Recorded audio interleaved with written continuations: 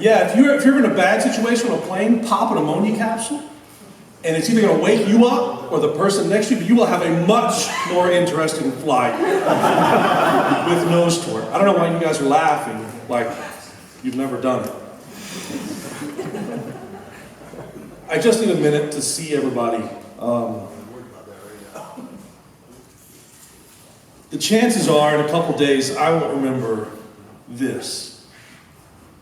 This is hard for me for a lot of reasons. I love public speaking. My first job out of high school was a professional motivational speaker. I have no problem standing in front of 10,000 people and talking for an hour. But you put me in front of one person or a group of people that I really care about, and it's hard. And this is hard for me. There is a lot about this that is hard for me. I came in the gym yesterday with everybody else, and Friday was my beginning of my 8th month of chemotherapy. I've lost 70 pounds. So I come in the gym looking like this, and I see my teammates that are just giant, squatting, deadlifting, and it's hard for me.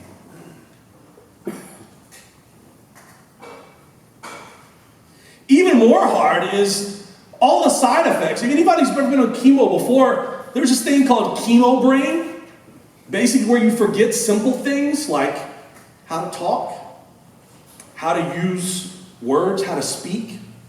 I get tongue-tied, I get lost in conversation.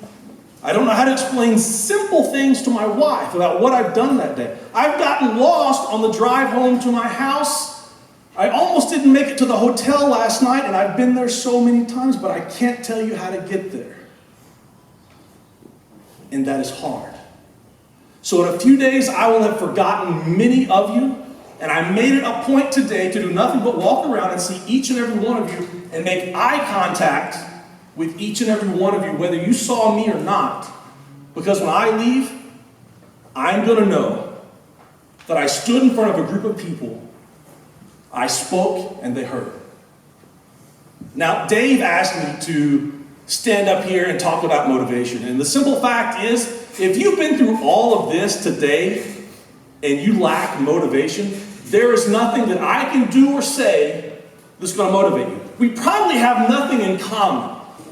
If you need me to motivate you, you're not the kind of person that I'm going to hang around with. If you don't have it inside, and I guarantee you, I have it inside, then you and I are not going to get along very well. See, there are two sides of me. Do I have any past clients in the room? Raise your hand. I've got a couple. Now, my clients have emailed me several times, and they always ask me questions like, what should I do? I don't know. What should I do today? I feel good, but I'm not for sure. Well, there are two sides of me. There is the coach, and there is the athlete. And those two people are very, very different. The coach will tell you, and this is the advice that I will give you today, the coach will tell you to be the tortoise and not the hare. To slow down. It's absolutely amazing that we said 160-something PR today, but as the coach, I will tell you, you should not have done it. You came in and said a PR, but do you know why you said a PR? If you do not know why you set that PR, then the PR was in vain. What was the point? You just set a PR. Be the tortoise, not the hare. One day you will be 50 years old, and you will still want to deadlift 800 pounds. This man can. There are a lot of 35-year-olds in the room that will tell you they're too beat up to train for powerlifting anymore. How is that? Be the tortoise, not the hare. Slow down. Take that 5-pound PR before you take that 50-pound PR. Take that 5-pound PR and figure out what you did to earn that 5-pound PR instead of taking that 50-pound PR. Now, there's the athlete side of me. Now, if you've ever seen me lift before, that athlete side of me is not a nice person. I came in the gym yesterday, did not talk to a single person.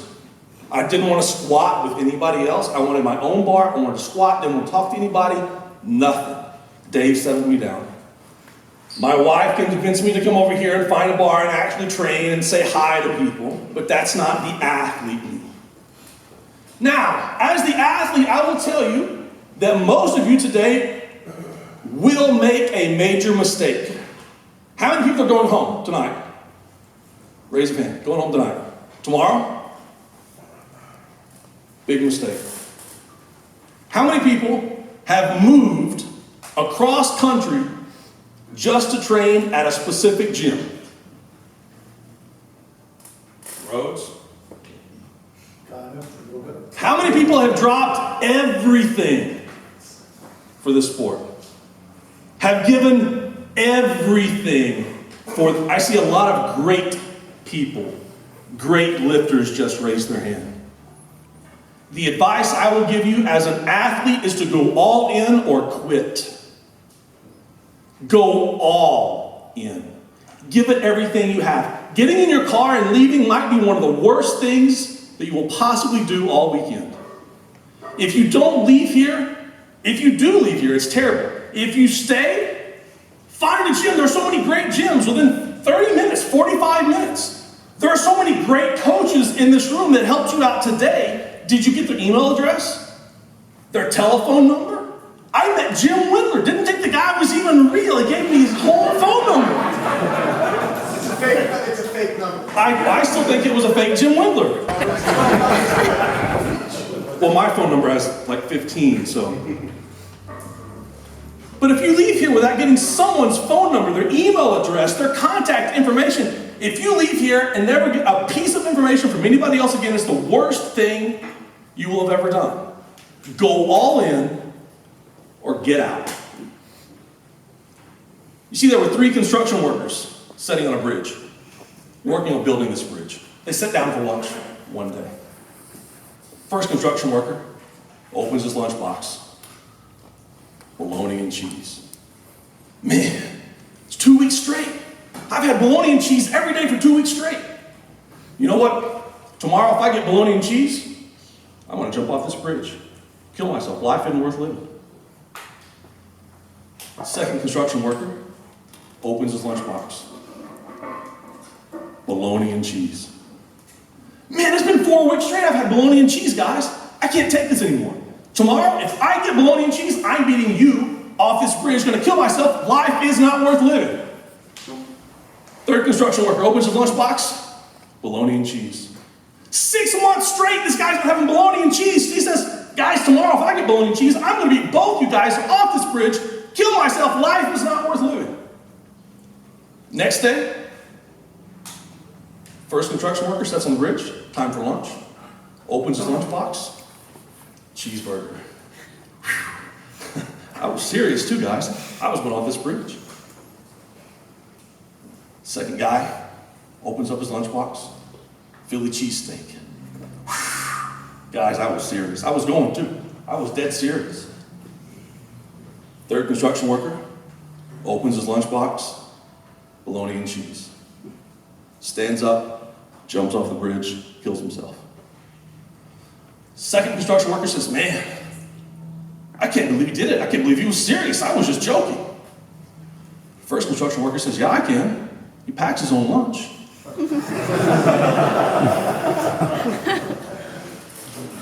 See, your lunchbox is a whole lot more than just food.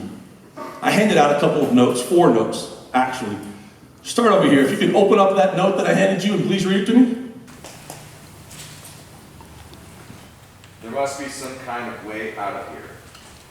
There must be some kind of way out of here.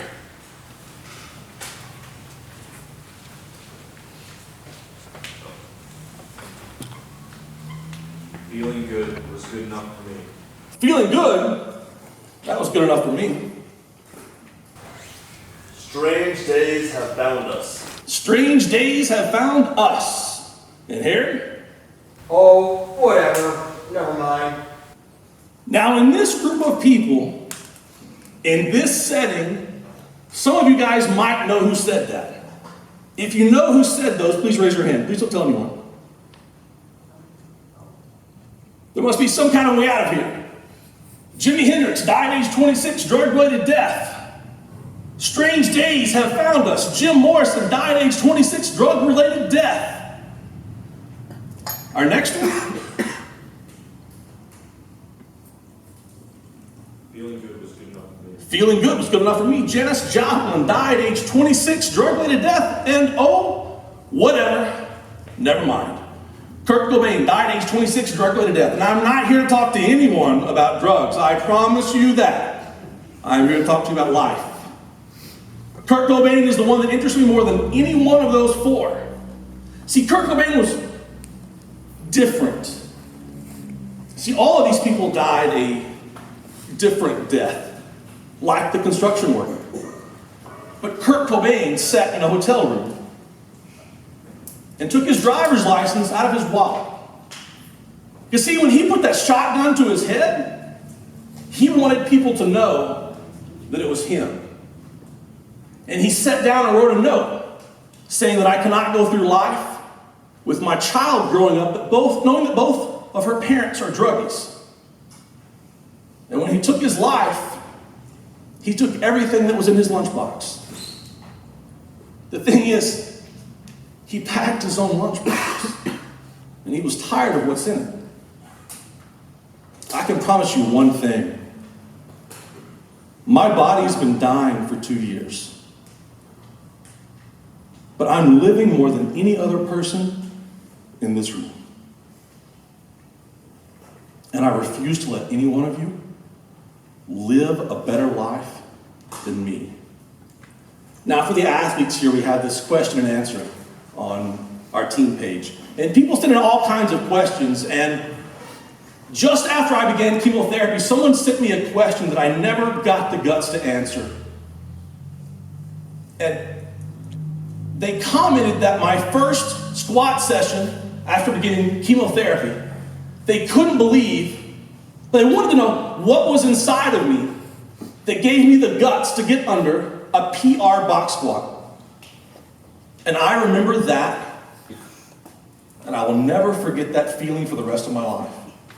There was 735 pounds on the bar, plus Onyx heavy bands.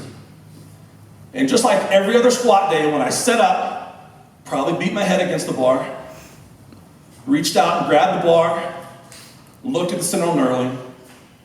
That was the first time I'd ever squatted and felt fear. Not fear that I was going to die, not fear that I was going to tear something. My tendons are tearing nonstop.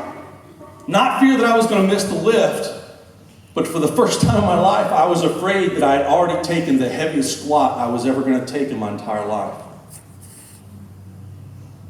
As an athlete, that is the worst thing you can ever experience, is to look behind you and say that my best has already happened. As the coach, be the tortoise, not the hare. As the athlete, go all in or quit. Find something else to fill your lunchbox with that you love. But don't give in to that. Guys, I won't remember you.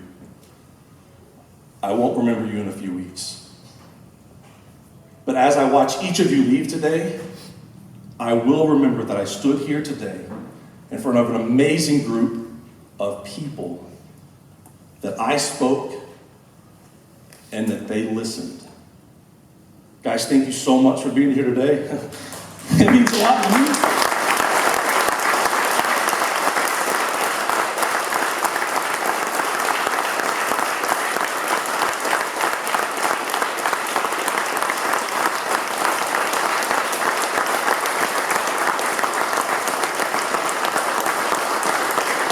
It means a lot to me to finally meet a lot of these people and to put voices and faces with just names. The coaches here are great, the athletes are great.